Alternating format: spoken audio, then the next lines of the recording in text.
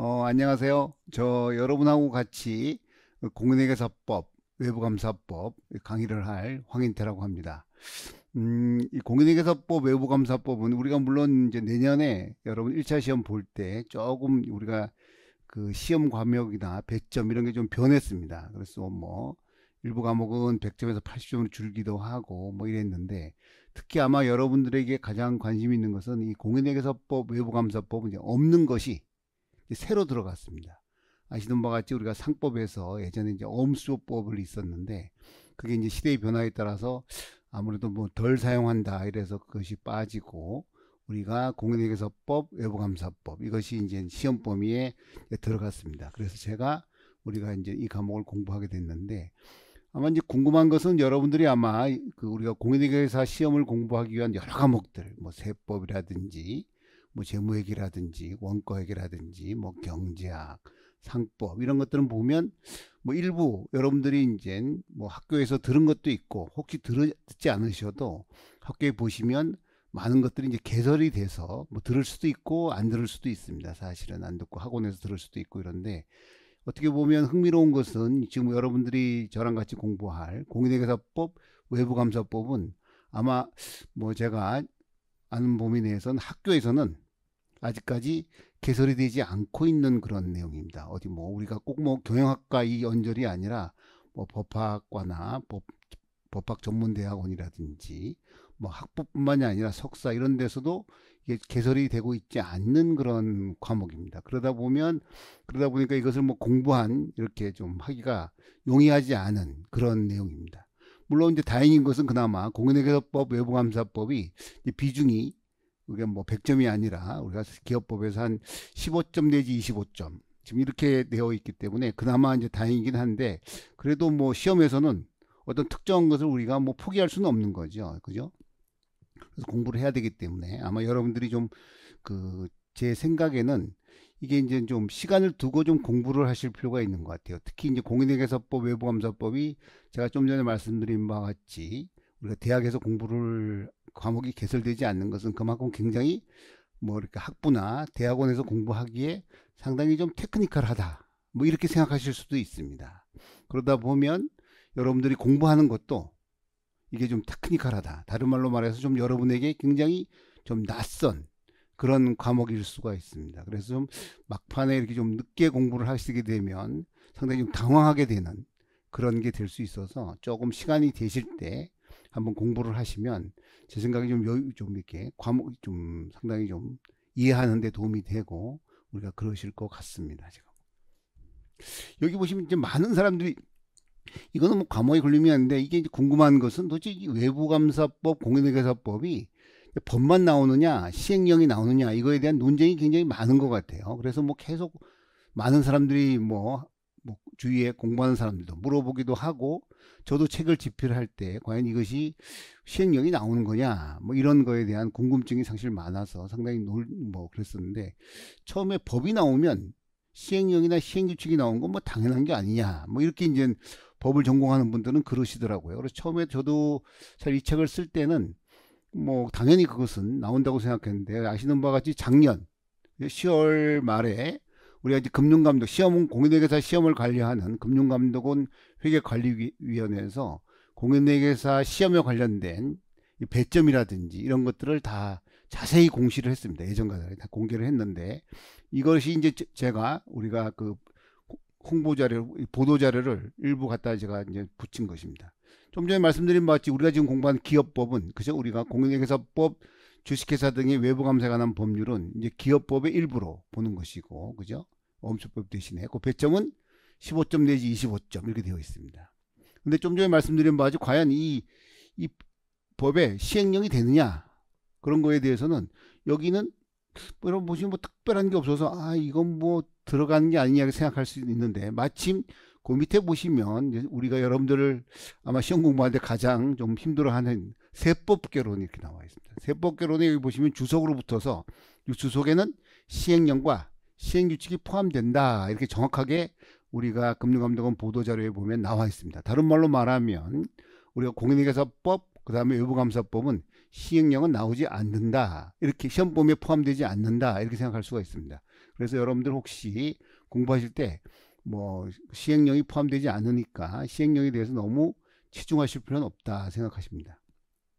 근데 제 책에도 보시면 가끔 시행령이 나와 있긴 해요. 시행령을 조금 저도 이제 다 뺀다고 뺐는데 일부 나와 있는 것은 뭐냐면 혹시 여러분들 이해를 돕기 위해서 어떤 경우에는 조금 넣어주면 아주 조금입니다. 뭐 거의 없다고 생각하시면 되는데 그런 것이 여러분들 이해 차원에서 넣어준 것이지 그것이 시험 범위에 포함되는 건 아니니까 여러분들 뭐 주의하실 필요가 있고, 그 다음에 여러분들 다행인 것은 이제 시행령이 나오지 않으니까 참 다행입니다. 저도 뭐 참으로 다행인 것 같고, 법만 해도 법도 심지어 법이 두 개입니다. 두 개. 관련이 있긴 하지만 그래도 명색이 법으로 두 개니까 시험 범위가 이제 만만치 않으니까 또 시행령이 나오지 않나 그래서 굉장히 이제 굿뉴스고, 반면에 이제 배드 뉴스는 그만큼 시행령이 나오지 않을 만큼 또 법이 충분하게 시험 범위를 커버하고 있다, 뭐 이렇게 생각할 수도 있습니다. 이 우리가 좀 전에 말씀드린 바와 같이 공인회계사법, 외부감사법은 이제 시험의 그런 비중이 이렇게 아주 큰 독립적인 과목은 아니기 때문에 공부하기가 사실 이거 어느 정도 공부를 해야 되나, 뭐 시험은 항상 가성비 좋게 최소의 노력으로 최대의 결과를 얻는 것은 우리가 뭐 경제의 기본 원리인 것인데, 가장 조금 공부하고 가장 최대의 성적을 얻는 것인데, 사실 그게 이제 뭐 이 두 개의 법은 여러분들 좀 전에 말씀드린 바와 같이 일반적인 상식법이 아니기 때문에, 상식적으로 이해할 수 있는 법이 아니기 때문에 좀 공부가 좀 필요한 그런 내용입니다. 그나마 다행인 것은 아까 말씀드린 법만 나온다는 것. 또 가장 더 다행인 것은 물론 이 과목이 1차 과목이긴 하지만 여러분들의 기본적인 목표는 다 우리가 2차 시험까지 돼서 진정한 회계사가 되는 게 목적입니다. 그렇죠? 물론 2차는 1차가 돼야 우리 응시할 수 있겠지만 궁극적 목적은 2차가 되는 것인데, 2차에서 이 우리가 공인회계사법, 외부감사법이라는 것은 2차에 나와 있는 회계감사와 굉장히 내용이 뭐 많습니다. 겹치는 부분이 굉장히 많습니다. 이 이외에, 요 법 이외에 예를 들어 가지고 뭐 감사 절차 뭐 이런 것들이 좀 더 추가될 뿐이지, 이 두 법이 상당히 많은 그런 회계감사와 관련된 것을 커버하고 있기 때문에 이제 공부를 해 두시면 1차 시험 당연히 필요한 것이고, 2차 시험, 1차 시험 통과하신 후에 2차 시험을 보실 때도 여러분에게 회계감사 공부할 때 상당히 큰 그런 도움이 되리라고 저는 믿어지지 않습니다. 그래서 여러분들 뭐 공부하실 때 너무 이렇게 주저하지 마시고 좀 공부를 하실 필요가 있고, 또 이게 이제 처음 공부하시다 보면 이제 과목을 하시다 보면 이때까지 여러분가 말씀드린 바와 같이 뭐 비슷한 법이든 상법만 하더라도 상당히 좀 포괄적인 법입니다. 상당히 개념적이고 포괄적인 법이라서 읽으시면 상당히 이해도 잘 가시고 뭐 이러실 수도 있고, 당연히 그러다 보니까 여러분들 학부에서나 대학원에서도 다 개설이 돼서 여러분들 대학에서도 충분히 이 과목을 또 들을 수 있는 이런 과목입니다. 그렇지만 이 법은 아까 말씀드린 바와 같이 우리가 학부에 없고 그만큼 굉장히 테크니컬한 법이기 때문에 공부하는데 좀 처음 공부하실 때는 상당히 좀 낯선 그런 부분이 될 수도 있다 하는 것을 모두에 말씀을 드리고 과목을 시작하도록 하겠습니다.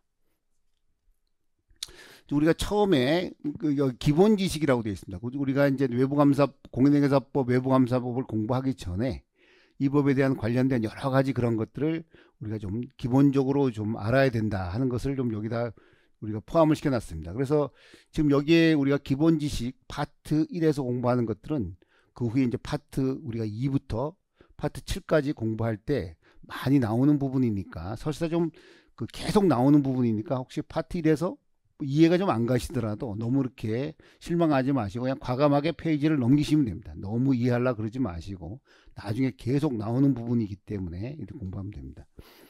여러분들 우리가 처음 이 과목을 시작하기 전에 이제 교재를 한번 보시면 여기 나와 있는 서브노트 말고 우리가 이 책이 보면 기본적으로 7장까지, 그죠? 파트 7까지 이루어져 있습니다. 파트 1 기본 지식, 우리가 그 다음에 파트 2에 이제 공인회계사, 파트 3이 감사인. 물론 이제 공인회계사가 기본적으로 이제 감사인을 구성하는 건데, 그래도 우리가 명색이 공인회계사를 공부하는 것이니 공인회계사 되려고 공부하는 거니까 공인회계사가 뭘 하는 거냐?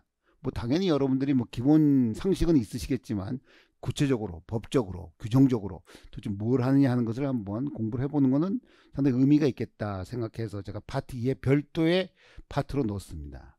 그 다음에 이제 파트 3에 우리가 아까 말씀드린 바지 이런 공인회계사들이 모여서 감사하는 감사인 이런 조직이 있고, 그 다음에 이제 파트 4에 회사, 그 다음에 파트 5에 우리 감사인이 하는 회계감사 수행, 그 다음에 파트 6에 감리와 심사제도, 파트 7에 이제 공인회계사의 책임, 이렇게 이제 책이 총 7그 파트로 나눠진다고 볼 수도 있는데, 이 페이지를 한번 가서 보시면 파트 1은 한 40쪽, 파트 2도 한 40쪽 이렇게 됩니다.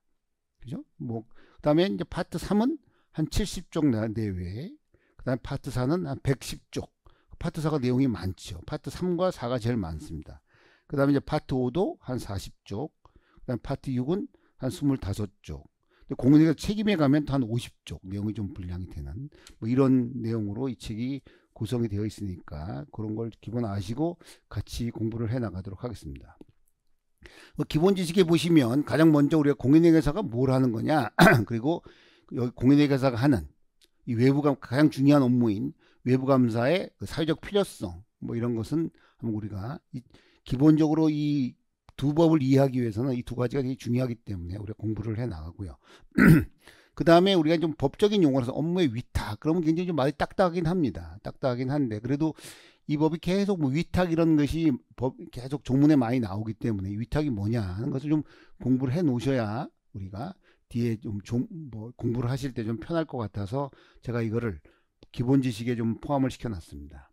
그 다음에 우리가 모든 법에는 목적이 있습니다. 특히 이제 공인회계사법, 외부감사법에는 각각 목적이 도대체 뭐냐 하는 것을 우리가 이제 공부를 하고 또 두 법에서 우리가 나오는 용어에 대한 설명을 이제 챕터 4에서 공부를 하고 그 다음에 외부감사법은 그 우리나라에서 독특한 그런 지위를 갖고 있습니다. 왜냐하면 이 외부감사에 관련된 어떤 하나의 모법이다 이렇게 볼 수도 있습니다. 그런 개념을 우리가 이 지위를 우리가 파트 5에서 공부를 하고 그 다음에 이제 중요한 것은 우리가 여러분들 아시다시피 2016년에 대우조선 해양 사태가 벌어지고 그 대우조선 해양 사태로 인해서 우리나라의 지금 공부하는 외부감사법이 대폭 개정이 됐습니다. 대폭 개정이 됐습니다. 대폭 개정이 돼서 여기에는 수많은 내용들이 이제 반영이 되어 있는데 그래서 그 내용 2017년에 우리가 개정된 내용 그리고 그 이후에 또 개정이 됐습니다. 그 위에도 또 작년에도 개정이 되고 올해도 개정이 되고 계속 개정이 되고 있습니다.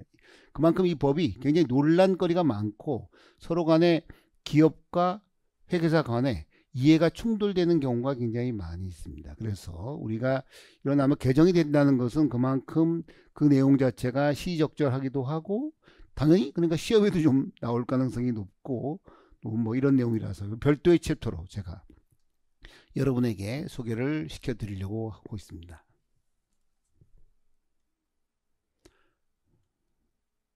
자, 먼저 우리가 공인회계사 역할, 외부감사의 필요성 이런 것을 공부하겠습니다. 우리가 이제 여러분들이 회계, 재무회계 같은 건 이제 처음에 공부한 거랑 비슷한 것인데 가장 중요한 것은 우리가 회계 정보라는 것은 기업 경영자가 그죠? 주주로부터 재산을 위탁을 받아서 위임을 받아서 경영을 잘 한 다음에 그죠? 자기가 그 위임받은 것을 어떤 성과를 냈는지 그리고 지금의 현재 재산 상황은 어떤지 이런 것을 회계 재무제표를 만들어서 그죠? 기업 회계 기준을 통해서 재무제표를 만들어서 외부에 공시해서 내가 이만큼 여러분들 위해서 열심히 일을 해서 이런 성과를 냈다 하는 것을 알려주게 되는 그러한 프로세스를 갖고 있습니다. 근데 여기서 문제가 되는 것은 경영자가 재무제표를 자기가 만들어서 자기의 성과나 자기의 어떤 지금 회사의 상황을 자기 스스로 만들어서 외부에 공시했을 때 일반적으로는 당연히 경영자가 훌륭하신 분들이고 그래서 잘 작성을 하겠지만 그걸 보는 외부 입장에서 봤을 때는 약간 퀘스천을 가질 수가 있습니다. 무슨 말인가 하면 저 사람들이 다 자기를 자기가 밝히는 것이니까 당연히 좀 과대 계상하지 않을까? 성과가 100인데 한 110으로. 예를 들면 부채도 있는데 그거보다 부채를 좀 줄이고 자산을 좀 늘리고 이럴 가능성이 있지 않나? 라고 의심할 수가 있습니다. 왜? 사람이란 건 다 자기 스스로는 좀 피하라는 경향이 있는 것이기 때문에 당연히 우리가 그거에 대해서 아무리 경영자가 중요한 프로세스를 거쳐가지고 우리가 기업 표준에 따라서 그죠? 회사의 회계사를 고용을 해서 잘 작성한다 하더라도 외부에 보는 사람은 믿을 수가 없는 겁니다. 왜? 여러분들도 성적을 낼 때 여러분들이 성적을 내지 않고 외부에, 그죠? 교수님이 성적을 주는 거죠. 시험도 여러분들이 시험 문제도 여러분들이 내는 게 아니고 외부 교수님들이 시험 문제를 내면 여러분들이 시험을 보시고, 성적도 외부인 당사자인 여러분들이 아니라 교수가 채점을 해서 합격, 불합격, A, B 이런 성적을 주게 되는 겁니다. 여러분 스스로 성적을 매겨보라. 그 성적은 여러분에겐 도움이 될지 모르지만 그 성적표를 가지고 기업에 가면 아무도 그 성적표를 보려고 그러지 않을 거예요. 왜? 스스로 낸 성적표니까. 객관성이 없습니다. 마찬가지입니다. 여기 보시다시피 기업 스스로 작성한 이 재무제표는 기업의 입장, 즉 건전한 재무상황, 좋은 경영성과를 나타내고자 하는 유인이 있기 때문에 외부적 신뢰성을 얻기가 굉장히 어렵다 하는 것입니다. 이런 외부적으로 신뢰하기 어려우면 우리가 적절한 회계정보, 그죠? 좋으면 좋게, 나쁘면 나쁘게 이렇게 적정한 회계정보가 제공이 돼야 사회 전체적으로 자원이 효율적으로 배분됩니다. 즉 좋은 기업에는 자본이 많이 가고, 그렇지 않은 경우에는 자본이 적게 가서 우리가 기업이 발전하고 더 나아가서 이제 국민 경제가 발전하는 자본의 효율적 배분이 이루어질 수 있는 것인데, 이런 재무정보의 신뢰성이 떨어지면 우리가 자본의 적절한 배분이 굉장히 어렵다 하는 것입니다. 그래가지고는 우리가 회계정보의 목적을 달성을 못하는 것이죠. 그래서 사회적으로는 반드시 스스로 재무제표를 작성하는 게 아니라 독립된, 그죠? 또 전문가인 공인회계사에게 회계감사를 맡겨서 회계정보의 투명성을 제고함으로써 이런 진실한 재무정보가 제공이 되고, 그리고 기업을 둘러싼 이해관계자들, 뭐 채권자라든지 주주라든지 정부라든지 종업원이라든지 물품을 납품하는 납품업자라든지 이런 사람들이 제대로 된 의사결정이 이루어지게 하다. 그게 아마 우리가 외부감사의 가장 중요한 메커니즘입니다. 그죠? 이와 같이 재무정보에 대한 공정한 확인 절차, 이것이 외부감사인 것입니다. 여기서 보시면 공인회계사는 많은 사람들이 기업 내부에 있을 수도 있습니다. 실제로 보면 많은 회계사들이 회계법인에 있지 않고 기업 내부에서 많은 여러 가지 다양한 일을 하고 있습니다. 하지만 그 내부에 있는 회계사는 회계감사를 할 수가 없는 것입니다. 그 회계감사는 내부에서는 쓸모 있지만 외부에서는 쓸모 없고, 그래서 뭐예요? 독립된, 회사로부터 독립됐다는 게 중요한 거죠. 회계에서는 중요한 것이 독립성입니다. 독립성이 없는 것은 의미가 없는 것입니다.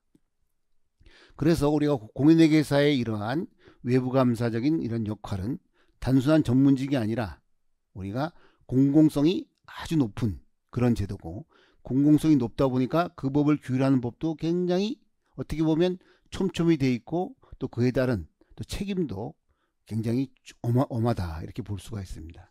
그래서 외부감사는 회사로부터 독립된 외부의 감사인에게 회감사를 받는 것을 의미하므로 우리가 내부 감사와는 엄격히 구분이 된다 하는 것을 여러분들이 꼭 염두에 두실 필요가 있습니다.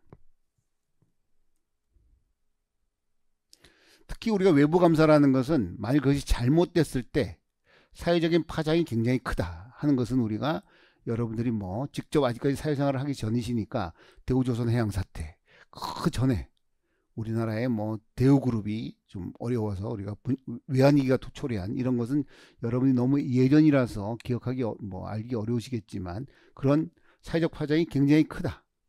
그죠? 그래서 우리가 아주 고품질의 회계감사 서비스가 제공이 돼야 된다 하는 것인데, 이 중요한 거는 두 번째 보시다시피 여러분들이 살다 보면 여러 가지 상품과 서비스를 이용하고 계십니다. 그렇지만 그 중에서 우리가 오늘 공부하는 회계감사 품질, 회계감사를 잘해야 된다. 다른 말로 말해서 고품질의 회계감사 서비스를 제공해야 된다는데, 그 뭐가 고품질이냐 하는 이 회계감사의 품질에 대한 측정은 굉장히 어렵다 하는 것입니다. 여러분들 보시면 여러분들이 점심 되면 식사도 드시고 또 커피도 드실 수도 있고 저녁 때도 하시고 다 서비스를 이용하실 때마다, 그죠? 여러분들이 지불하는 가격과 받는 그 서비스를 여러분들이 즉각 알 수가 있습니다. 또 가장 중요한 것은 여기서 여러분들이 대가를 지불하고 여러분들이 그 효익을 얻는 것입니다. 그죠? 여러분들이 대가를 지불하고 여러분들이 커피를 드시고 여러분들이 대가를 지불하고 여러분들이 우리가 음식을 드시는 겁니다. 또 그뿐만이 아니라 서비스도 마찬가지예요. 여러분들이 뭐 몸이 안 좋으시면 동네 병원에 가서, 그죠? 여러분들이 대가를 지불하고, 또 여러분들이 골라서, 목이 아프면 뭐 이비인후과를 가고, 뭐 다른 게 아프면 또 내과를 갈 수도 있고, 뭐 좀 다쳤으면 외과를 갈 수도 있고, 다 여러분들이 알아서 가시고, 그에 대한 대가를 지불하고 서비스를 직접 먹고, 그 서비스를 직접 알 수가 있습니다. 여기 갔더니 감기가 잘 낫네. 내가 여기를 갔더니 소화가 안 되는데 소화가 많이 잘 낫더라. 그런 경험치를 가지고 그 후에 또 어떤 이벤트가 발생했을 때 여러분들이 그 병원에 적절히 찾아가서 서비스를 잘 받습니다. 근데 감사품질은 뭐가 좋으냐? 감사품질은 눈에 보이느냐? 보이질 않는다는 거죠. 보이질 않는다는 거. 뭐가 좋은 품질의 문제인지 감사품질만큼 품질이 측정한 게 어려운 게 없습니다. 여러분들 비슷한 게 보면 학교도 뭐 우리가 크게 보면 서비스 기관인데 학교도 뭐 나름대로 시설도 있고 뭐 졸업생도 있고 또 자기도 다녀보면 교수님의 강의를 들으면 뭐 강의 잘 하시네. 시간 맞춰 잘 들어오시고 적절한 과제도 주고 적절한 시험 문제 되고 성적도 적절하다 하는 걸 다 알고 여러분들 스스로 과목을 선택할 수도 있고 그런 것인데 감사 품질이 도대체 뭐냐 하는 것이 참 어려운 점입니다.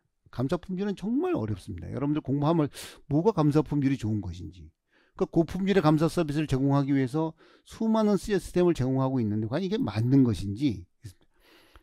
여기 보시다시피 실제로 중요한 것은 감사 품질이라는 것은 산출물입니다. 근데 산출물의 감사 품질은 측정이 어렵습니다. 뭐 불가능하다 하고는 좀 너무 제가 어폐가 있겠지만 뭐 거의 측정하기가 너무너무 어렵다는 것이죠. 너무너무 어렵다. 그것만 알면 문제가 없죠. 가만히 놔두면 잘 돌아갈 텐데 이게 어렵습니다. 그래서 뭐예요? 대부분의 우리가 여기 나와 있는 시스템들 보면 투입되는 요소에 많은 관심을 갖고 있습니다. 이렇게 일을 하면 이런 게 좋겠지. 이렇게 생각하는 겁니다. 물론 대부분의 경우에 투입이 좋으면 산출물도 좋을 가능성이 있는 것은 현실입니다. 하지만 꼭 그런 것은 아니에요, 사실은. 그죠?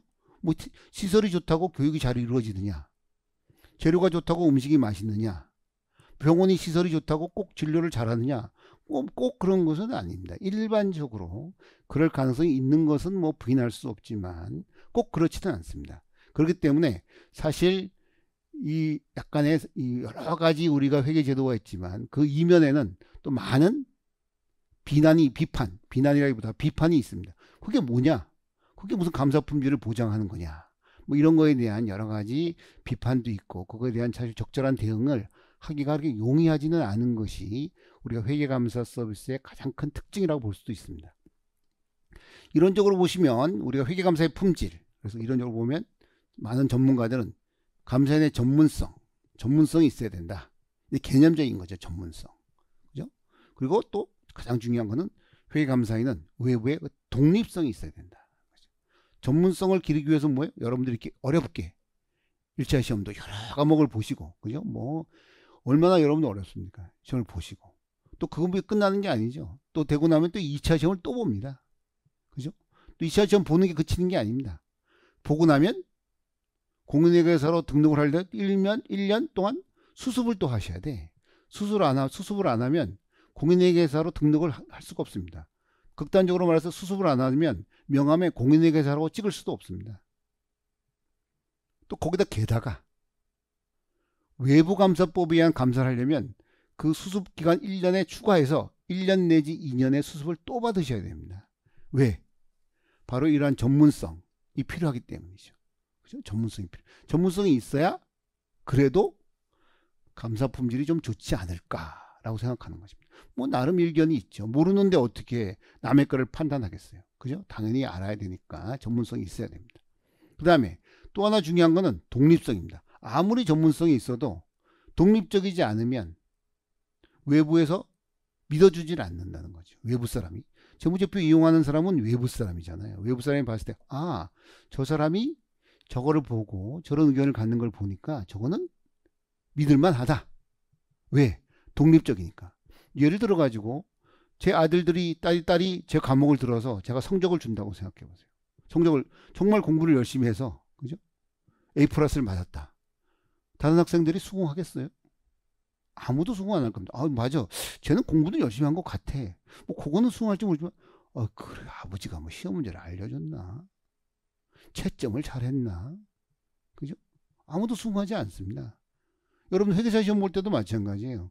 자기 자식이나 중요한 친척들이 시험 볼 때는 당연히 출제를 들어갈 수 없는 겁니다. 출제 들어가서 시험이 되면 출제 들어간 교수도 의심받고 합격한 사람도 의심받고, 그래서 뭐예요? 그런 걸 애초에 배제를 하는 겁니다. 배제를 하자. 왜? 독립성이 없으니까. 감사도 마찬가지입니다. 애초에 독립적이지 않은 사람은 거기서 배제가 돼야 하는 게 맞습니다. 독립성. 굉장히 중요한 겁니다. 그래서 우리 외부 감사의 이러한 특은 감사인이 경영자들이, 그죠? 자기의 어떤 성과에 대해서 자기가 수수료를 지불하고, 그죠? 또 감사인으로부터 감사를 받는, 그 대신 그 서비스는 외부 사람이 보는 아주 독특한 그러한 서비스 시장을 운영하고 있습니다. 그죠? 우리가 보면 이 디안젤로라는 유명한 학자가 우리가 이와 같이 오디 퀄리티를 정의하고 있습니다. 그러니까 감사 품질은 그 부정을 발견하는 능력, 그 다음에 발견하면 뭐예요? 보고를 해야지. 그 발견된 부정을 보고하는 그런 능력, 두 가지에 따라서 감사 품질이 결정된다. 이렇게 정의를 하고 있습니다. 그럼 감사의 능력은 뭐냐?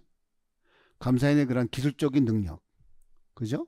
그 다음에 감사인이 채택한 감사 절차, 그 다음에 감사의 범위, 샘플링의 그런 스코프, 이러한 세 가지가 모여서 부정을 발견할 수 있는 가능성을 높이자, 이런 겁니다. 그 발견하면 뭐하냐? 중요한 거는 보고를 해야 돼요. 부정이 발견되면 기업들이 뭐 그 부정 뭐 별거 아닌 것 같아. 내년부터 잘 시장할 테니까 한 번만 봐주시죠. 뭐 또 내년에 또 볼 텐데 뭐 그걸 꼭 보고 해야 돼. 보니까 뭐 중요하지도 않은 것 같은데 뭐 충분히 기업은 나름대로 또 할 말이 있을 거예요. 그렇지만 그러한 유혹을 물리치고 뭐예요? 그 부정을 재무제표에 반영해서 보고하려면 뭐예요? 바로 감사인의 고객으로부터의 독립성이 제일 중요한 겁니다. 독립적이지 않으면 부정만 발견하고 뭐 잘하겠다. 앞으로 잘하세요. 앞으로 잘하세요. 뭐 올해는 어떡합니까? 뭐 지나간 거 할 수 없죠. 뭐 앞으로가 중요한 거니까 우리 앞으로 잘해봅시다. 당신은 재무제표 작성하고 난 내년에도 또 감사하고 좋지 않 누이 좋고 매부 좋고 좋다. 그거 안 되는 거죠. 왜? 재무제표를 이용하는 제3자의 의사결정을 해야 할 수가 있는 것입니다. 따라서 이런 부정을 발견하는 거에 어긋나서 추가해서 독립성은 굉장히 중요한 겁니다. 우리가 이러한 부정을 발견하고 그 다음에 발견된 부정을 보고하기 여러 가지 제도들이 있는데 뭐 요약을 뭐 여러 다 그렇게 되어 있지만 우리가 중요한 걸 몇 가지 이렇게 제가 예를 들어놨는데 보시면 뭐 표준감사 시간, 나중에 이제 공부하겠지만 이것도 역시 2017년에 우리가 외부감사법이 대폭 개정될 때 처음 도입된 겁니다. 그러니까 감사를 하려면 일정한 기업의 규모라든지 업종에 따라서 이 정도의 시간은 투입돼야 되지 않느냐 하는 이런 제도를 갖고 있습니다. 이런 제도 우리나라만 있는 제도입니다. 우리나라만. 회계 특히 제가 아까 말씀 중에 이 회계 제도는 우리나라의 독특한 제도가 정말 많은 제도입니다. 물론 기본적으로 보면 우리가 사실 미국 제도를 많이 가져온 거는 현실이지만 아주 독특한 전 세계에 없는 아주 고유의 제도가 많은 것이 회계입니다. 표준감사 시간 이것도 우리나라에 있습니다. 다른 나라에는 없습니다. 진짜 법에 있어요. 법에. 이 정도의 시간은 해야 된다. 그죠? 재밌죠? 저는 이걸 보면서 공인회계사 시험을 위한 표준 시간도 한번 정하면 어떨까? 뭐 이런 생각을 해본 적이 있는데 좀 우스운 생각이긴 합니다. 그죠? 그 다음에 감사인 등록제 이런 게 있습니다. 이건 뭐냐면 이것도 2017년에 처음으로 도입된 제도인데 상장법인을 하기 위해서는 일정한 규모, 예산, 시설, 조직 이런 걸 갖고서 좀 갖추어서 금융위에 등록을 해서 심사를 받아서 등록된 회계법인에 한해서 상장법인을 감사하자. 이런 능력이죠. 그죠? 어떤 그런 아까 기업의 인력이라든지 시설이라든지 그럼으로써 부정을 발견할 능력을 기르자. 이런 겁니다. 감사인 등록제. 그렇지 않으면 상장법인 하지 마라. 이것도 역시 우리나라에만 있는 제도입니다. 우리나라에만. 다른 나라에도 등록자가 있지만 등록 못한 회계법인에 대해서 상장법인 감사를 못하게 하는 그런 나라는 없습니다. 그 다음에 또 회계법인의 품질관리. 뭐 이거는 회계법인은 품질관리를 잘 해야 된다. 이 품질관리를 하기 위해서 대표이사와 품질관리 이사를 두도록 하고 있습니다. 그렇죠? 이것도 역시 품질관리가 이루어지지 않으면 이러한 부정을 발견할 가능성이 줄어드니까 이런 게 생기는 거죠.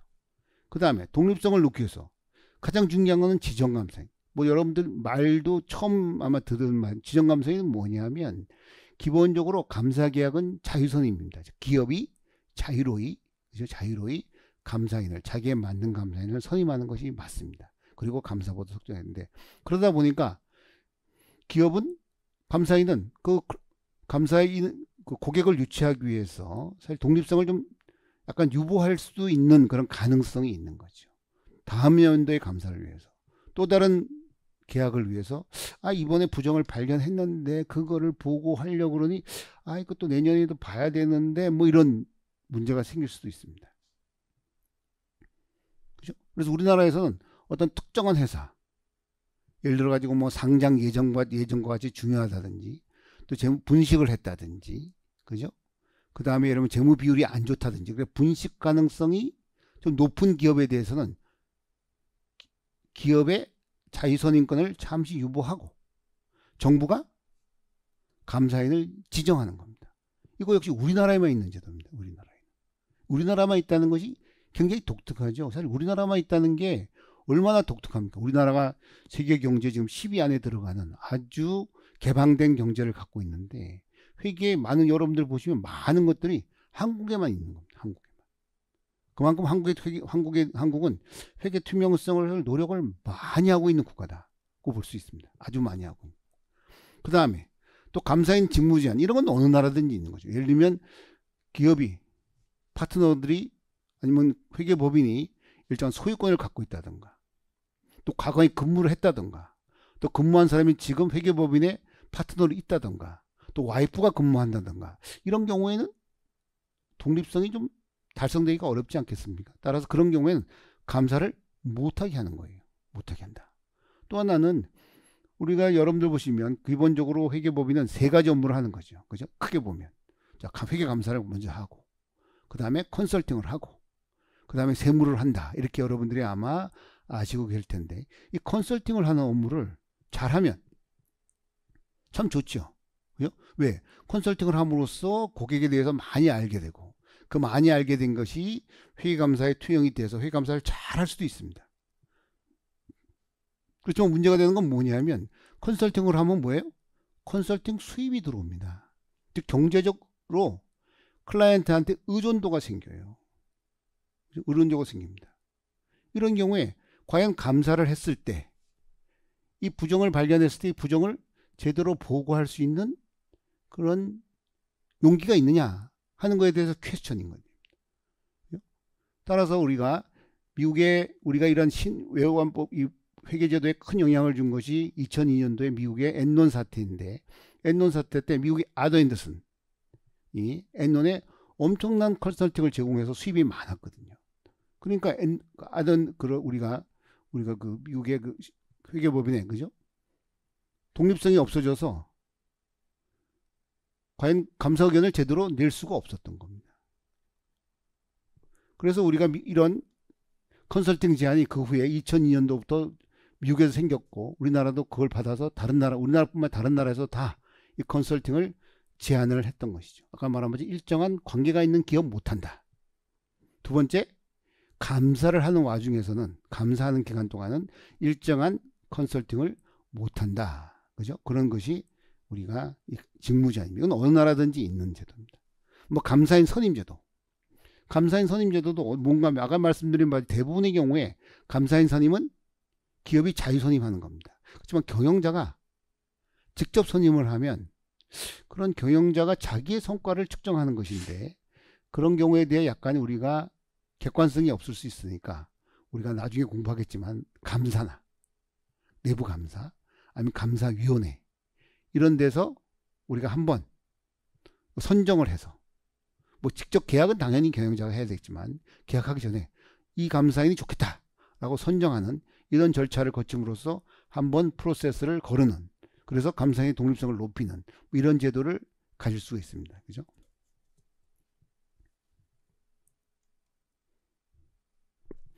아까 말씀드린 바와 같이 감사 품질은 부정을 발견하는 감사인의 능력, 그 다음에 발견된 부정을 우리가 보고하는 그래 감사의 독립성에 따라서 제고된다 하는 것입니다. 그래서 이 전문성을 제고하기 위해서 한번 요약을 해보면 능력 있는 회계사를 선발하기 위해서 공인회계사의 자격 취득 방법, 그 다음에 일정한 연수, 공인회계사 되고 나면 40시간씩의 연수를 받아야 됩니다. 그죠? 연수를 받아야 된다. 그 다음에 공인회계사들의 여러 가지 권리, 의무 이런 것들이 나와 있습니다. 그죠? 또 권리라는 건 뭐냐면 재무제표를 잘 봐야 될 거 아니에요. 회계정보를 잘 접근해야 되니까. 그래야지만 뭐 우리가 전문성을 가지고 판단할 수가 있겠죠. 그런 권리와 또 우리가 일정한 의무를 지게 됩니다. 그죠? 그 다음에 공인회계사들이 개인적으로 일하는 것도 중요하지만 우리가 기업이 커지고 서비스가 다양해지고 전문성이 높아짐으로써 좀 여러 사람이 모여서 각자의 장점을 살리는 게 좋지 않겠냐. 그래서 우리가 회계법인을 구성을 해서 그 사람들로 하여금 감사를 하게 하는 게 어떻겠냐 이런 것이고, 그 다음에 한국공인회계사회가 구성해서 공인회계사들은 반드시 한국공인회계사에 가입을 하도록 해서 공인회계사의 일정한 회계감사 기준을 만든다든가 여러 가지 역할에 대해서 또 규정을 하고 있습니다. 그 다음에 아까 말씀드린 바와 같이 상장법인인 경우에는 특별히 더 감사 품질이 중요하니까 감사인 등록제를 운영함으로써 이런 등록된 회계법인에 한해서 상장법인을 감사할 수 있게 하는 이런 제도를 또 갖고 있습니다.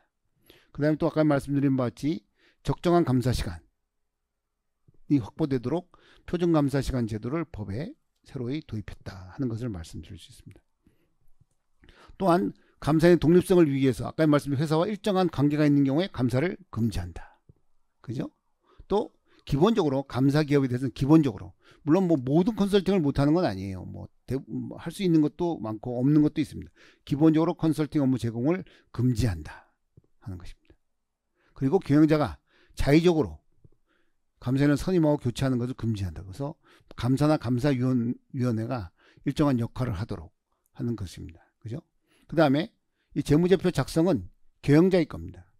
경영자가 작성을 하지 않고 감사인이 재무제표 작성을 도우면 자기가 만든 재무제표를 자기가 감사함으로써 독립성이 없어지는 것입니다. 그죠? 그래서 감사인은 재무제표 작성에 도움을 줘서는 안 됩니다. 당연히 재무제표 작성을 해서는 안 되고 또 재무제표를 작성하려면 뭐예요? 분계를 합니다. 분계를 도와줘서도 안 되고 모르는 걸 알려줘서도 안 됩니다. OX도 줘서는 안 됩니다. 모르는 거는 다 경영자가 스스로 공부해서 그래도 모르면 감사인이 아닌 다른 전문가를 우리가 계약을 해서 그분으로부터 서비스를 받아서 재무제표를 작성을 해야 됩니다. 그죠? 그 다음에 아까 말씀드린 바와 같이 감독당국이 그죠? 정부가 감사인을 지정하는 감사인 지정제도 뭐 이런 거를 가짐으로써 우리가 감사인의 독립성을 제고하다 이런 게 있습니다. 그 다음에 기본적으로 보면 우리가 이제 그런 공인회계사법과 외부감사법이 어떻게 제정되어 왔느냐 하는 것을 우리가 여기서 한번 같이 공부해 보도록 하겠습니다. 지금 여러분들이 우리가 지금 공부하는 우리가 공인회계사법 그건 기본적으로 1966년도에 제정이 됐습니다. 그죠? 그 전에 공인회계사법 전에는 그거를 왜 우리가 계리사 이렇게 불렀습니다. 계리사 뭐 여러분들하고 특별히 없지만 계리사로 불렀다가 66년도에 공인회계사법이 제정이 돼서 했는데 이 공인회계사법은 외부감사법에 비해서 제정 후에 그 변화의 폭이 크지가 않습니다. 물론 좀 당연히 뭐 시대에 따라서 변했고 아까 보시다시피 뭐 직무제한 이런 건 예전에는 없었어요. 없었는데 지금은 있는 것처럼 변했지만 기본적 골격은 계속 비슷하기 때문에 한번 이걸 알아두시면 뭐 다른 여러 가지 제도를 이해하는데 그 외 제도를 이해하는데 도움이 됩니다. 보다시피 우리가 66년 제정 당시 주요 내용을 한번 같이 보면 공인회계사의 직무는 그죠? 타인의 위촉에 의해서 회계에 관한 감사, 감정, 증명, 계산, 정리, 입안, 그리고 법인 설립에 관한 회계, 즉 회계에 관한 모든 것과 세무대리, 그리고 회계에 관한 회계와 세무대리에 관한 부수된 업무 뭐 이런 것들을 한다고 되어 있고 이거는 지금도 똑같습니다. 지금도 똑같습니다. 지금 똑같습니다. 회계사의 직무가 회계사한테 제일 중요한 거잖아요. 사실. 그 중요한 것이 66년이 뭐 언젠가 이렇게 할 정도로 너무 예전인데 66년도에 제정돼서 지금까지 그대로 이어오고 있습니다. 그 다음에 공인중개사가 어떻게 자격을 취득하느냐. 뭐 지금 보면 1차 시험, 2차 시험, 또 예전에는 3차 시험도 있었어요. 하여튼 뭐 비슷한 그런 시험을 통해서 뭐 시험 과목도 비슷합니다. 지금과. 그죠? 예전에 제가 시험 볼 때도 경제학이 있었고 그때도 상법이 있었고 뭐 당연히 뭐 회계학 같은 거 있는 건 당연한 거고요. 그죠? 다 이렇게 비슷한 자격 요건이 있습니다. 그리고 외국 공인회계 자격 인정에 관한 사항 이런 것도 있고요. 공인회계사 업무 개시를 위해서는 항공회를 거쳐서 금융위에 신청하여 공인회계 등록부에 등록을 하고 금융위에 신고한 경우에 개업을 할 수 있다. 지금도 비슷합니다. 지금도 비슷해요. 그러니까 비슷한 구조로 움직이고 있습니다. 그 다음에 공인회계사 직무제한. 아까 전에 뭐 이거는 지금처럼 아주 구체적인 건 아니었어요. 아주 구체적이진 않고 지금은 뭐 아주 구체적으로 되어 있지만 예전에 아주 포괄적으로 직무제한이 있었습니다. 그러니까 비밀 엄수 의무 이런 게 있고 책임. 그 다음에 공인회계사회의 설립과 감독. 그죠? 만약 공인회계사가 법령을 위반한다든가 공인회계사회의 회칙을 위반한다든가 품위를 손상하는 경우에 우리가 공인회계사 징계위원회 의결해서 징계를 한다. 지금은 공인회계사 징계위원회가 공인회계사 자격징계위원회 이렇게 뭐 올해 법이 바뀌었는데 뭐 그건 중요한 것은 아닙니다. 하여튼 그런 것들. 이것도 지금과 내용이 거의 똑같습니다. 다른 게 하나도 없습니다. 다른 게 하나도 없습니다. 거의 없다. 반면에 외부감사법은 굉장히 변화가 많아요. 굉장히 변화가 많습니다. 외부감사법은 언제 제정됐느냐? 기본적인 내용이 뭐냐? 1980년도에 제정됐다. 80년 12월 31일 날 제정했습니다. 80년 12월 31일. 그죠? 80년. 올해 서울의 봄. 뭐 그때 제정이 된 겁니다. 오래된 법이죠. 그죠? 오래된 법. 그런데 이러한 그 외부 1980년에 제정된 이유는 뭐냐면 그때는 일정 규모 이상 주식회사에 대해서 그죠? 그래서 우리가 회계감사를 의무함으로써 이해관계인 보호를 하고 기업의 건전한 발전을 위해서 1980년 12월 31일 날 제정이 됐다 하는 것입니다. 가장 중요한 건 여기 뭐예요? 일정 규모 이상의 주식회사만입니다. 주식회사 이외인 경우에는 외부감사 대상이 아니었어요. 그러다가 이것도 우리가 얼마 전에 그죠? 17년에 외부감사법이 개정이 될 때 비로소 일정한 유한회사도 이제 비로소 주식회사 이 외부감사의 대상이 포함된 거죠. 그죠? 그래서 우리가 설사 외부감사인으로부터 회계감사를 받더라도 외부감사법이 아닌 그죠? 외부감사법에 따라 아닌 다른 법. 예를 들어 가지고 여러분들 보시면 대학도 회계감사를 받아야 돼요. 뭐에 따라서? 사립학교법에 따라서. 그건 외부감사법의 대상이 아닌 겁니다. 사립학교법의 적용을 받는 것이죠. 뭐 이런 겁니다. 그죠? 법에 따라. 임의적으로 또 대상을 받는 것은 이런 외부감사 대상이 아니다. 여러분 한번 보시면 그 책을 갖고 계시면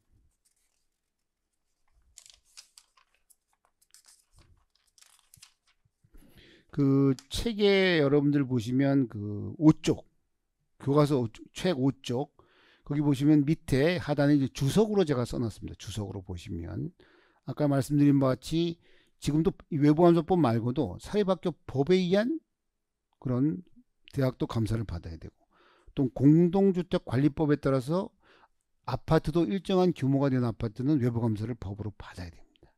그죠? 그래서 그걸 소화하는 게 보면 그 밑에 우리나라의 대표 회계법인의 그 사업보고서의 내역이 제가 주석으로 써놨습니다. 거기 보시면 회계감사에 뭐가 카테고리가 3개로 되어 있습니다. 그죠? 법정감사가 2개인데 하나는 법정감사인데 하나는 외부감사법에 의한 법정감사. 또 하나는 뭐예요? 외부감사법 이외에 또 법정감사. 좀 전에 보라고 사립학교법 이런 거. 그 다음에 그야말로 임의적인 감사. 기업이 원해서 어떤 다른 목적을 가지고 하는 임의감사. 이런 것들이 있는데 보시다시피 이 2개의 밑에 것. 외부감사법이 아닌 법정감사와 임의감사법은 외부감사법과는 구분이 된다 하는 것입니다.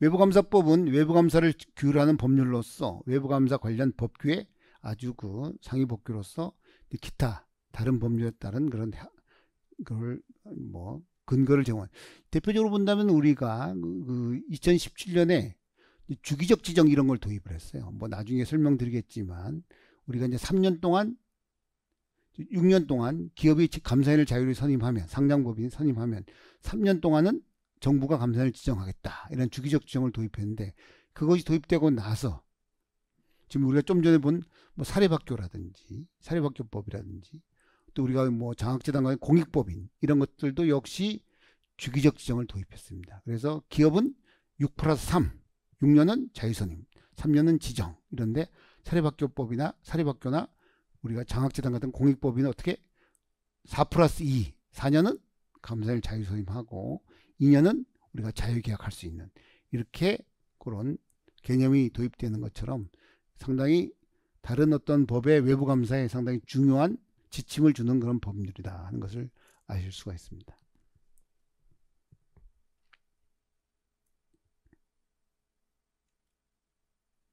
그리고 아까 말씀드린 바같이 제정 이후에 많은 변화가 있었습니다. 특히 2017년에 전면 개정이 돼서 그걸 통상 신외부감사법 이렇게 부르기도 합니다. 뭐 지금은 이제 2017만 돼도 상당히 시간이 많이 지나서 이제 신이라고 부르기도 좀 어려울 정도긴 한데 그런 것입니다. 그죠? 그리고 외부감사 대상 회사는 외부감사를 받아서 우리가 그 결과물인 감사 보고서를 일반에 공시합니다. 여러분들 우리나라의 모든 결과물은 어디에 금감원에 보면 다트라는 시스템이 있습니다. 금감원의 공시에 모든 다 공시가 되고 있습니다. 다 공시가 되기 때문에 정말 전 세계에서 우리가 뭐 미국의 유명한 투자자가 말한 바와 같이 손가락 하나로 우리나라의 웬만한 회사의 기업 재무제표를 다 볼 수 있습니다. 뭐로? 공짜로. 프리하게. 그죠? 24시간 볼 수 있는 아주 효율적인 시스템을 갖추고 있습니다. 갖추고 있습니다. 실제로 보면 우리나라의 다트가 이제 미국에도 그런 시스템이 있어요. 이제 에드가라고 미국의 SEC에도 그 시스템을 구축하고 있고 당연히 우리나라가 그것을 이제 모델로 삼아서 이제 다트를 개발을 했는데 사실 미국의 에드가보다는 다트 시스템이 좀 더 잘 돼 있는 것 같아요. 아주 잘 돼 있습니다. 사실 그래서 아주 재무제표 보기가 일목요연하니까 여러분들 뭐 찾아보고 싶은 사업보고서, 회계법인 사업보고서 거기 다 공시가 되어 있습니다. 다 공시가 되어 있기 때문에 여러분들 아주 효율적인 그런 우리 시스템을 갖고 있다 하는 것을 생각합니다. 우리가 1980년 제정 당시에 한번 간단한 외부감사법의 제정 내용 한번 뭐 이것도 뭐 규모는 변화했지만 내용은 똑같습니다. 사실은 보시면 그 당시에는 자본금 5억, 자산 30억, 주식회사는 외부감사를 받아라 이렇게 되어 있습니다. 지금은 물론 이 금액이 엄청나게 늘어났죠. 인플레가 됐으니까. 그죠? 그 다음에 감사인은 공인회계사 회계법인 하며 회사의 규모에 따라서 그죠? 감사 업무를 일정한 규모가 돼야 일정한 규모의 회사를 감사할 수 있도록 이렇게 제한이 있었습니다. 지금도 비슷하죠. 아까 말씀드린 등록회계법인 일정한 규모가 되고 시스템을 갖춰야 상장법인을 할 수 있게. 그러니까 이게 비슷한 제도입니다. 다 여기 있던 것들이 지금도 여전히 조금 내용을 달리할 뿐이지 여전히 똑같이 존재를 하고 있습니다. 그죠? 그 다음에 회계감사 기준은 공인회계사 회가 금융의 승인을 얻어 정한다. 지금도 마찬가지입니다. 회계감사 기준은 공인회계사 회가 금융의 사전 승인을 얻어서 정한다. 똑같습니다. 감사인의 감사보고서를 감리하기 위해서 금감원에 감리위원회가 설치됐다. 감리위원회 여전히 지금도 돼 있고 아까 우리가 보다시피 파트 6의 감리에 대해서 공부를 하게 됩니다. 그렇죠? 공인감사법을 위반할 때는 공인회계사 징계위원회 징계를 등록 취소, 직무정지, 그죠? 이런 여러 가지 벌칙은 여전히 지금도 이런 내용들, 뭐 예전보다 훨씬 강화된 이런 처벌 수위가 있긴 하지만 그래도 뭐 기본은 비슷하다 이렇게 볼 수가 있습니다.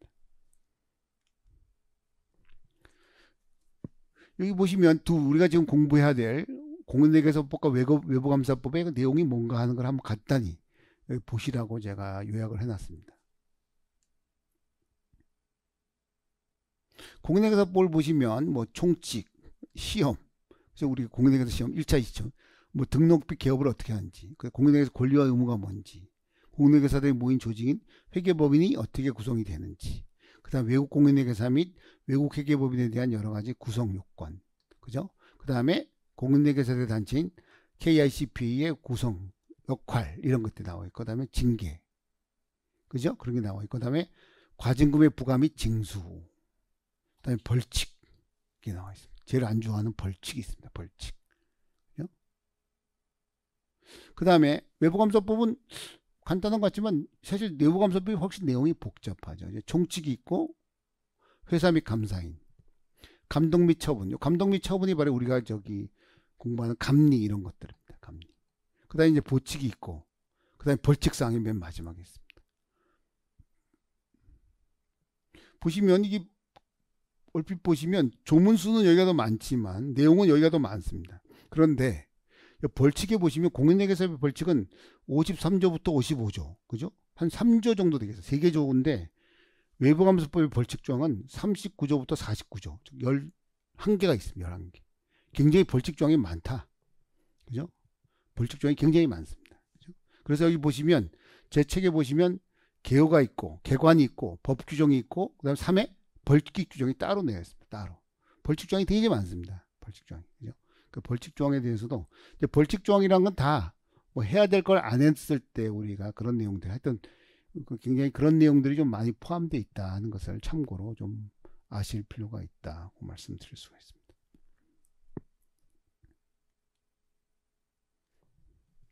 그 다음에는 우리가 공인회계사의 어떤 기본적인 우리가 이제 보면 계속 많이 나오는 어떤 그런 기관들이 나와 있습니다.